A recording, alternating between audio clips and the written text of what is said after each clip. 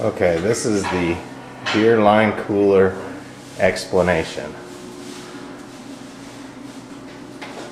So I started with 3 faucets and seemed that the lines were getting warm because I was getting foam, and so I'll show you what I did to cool down the lines.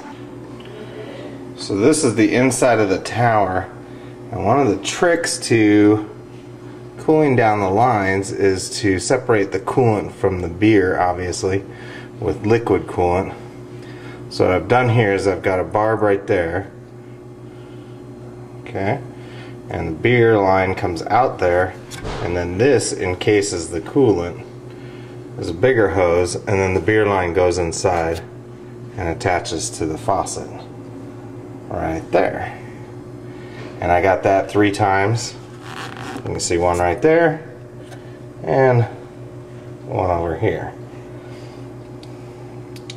Then the coolant runs through the rest of the copper piping and then comes out this barb right there and comes along here and goes back down into the keg fridge.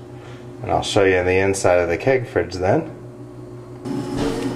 Okay, so we're inside looking at the top of the keg fridge. Now I used compression fittings here between the top part of the line and the bottom part. That's because by court order I'm not allowed to solder inside the house anymore. So I had to do all the soldering outside. And see, I figure why they call it sweating pipes, because these drips right here kind of look like sweat when you're done with the soldering.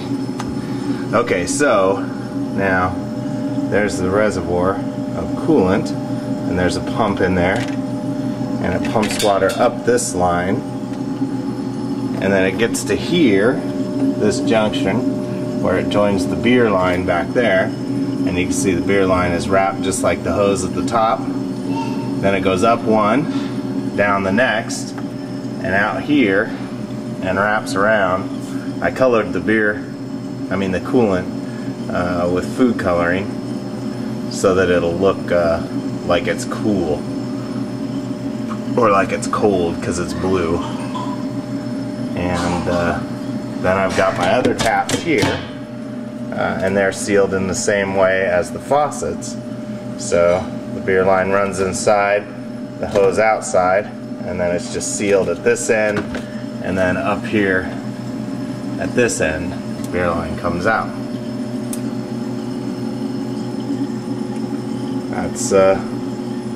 That's basically all there is to it. Just 3 lines, 3 copper pipes, and the copper is an incredible conductor of coldness.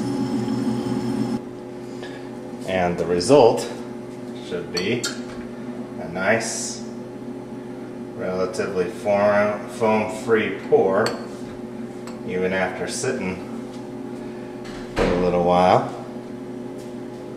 And that's the beer line cooler, over-engineered as always.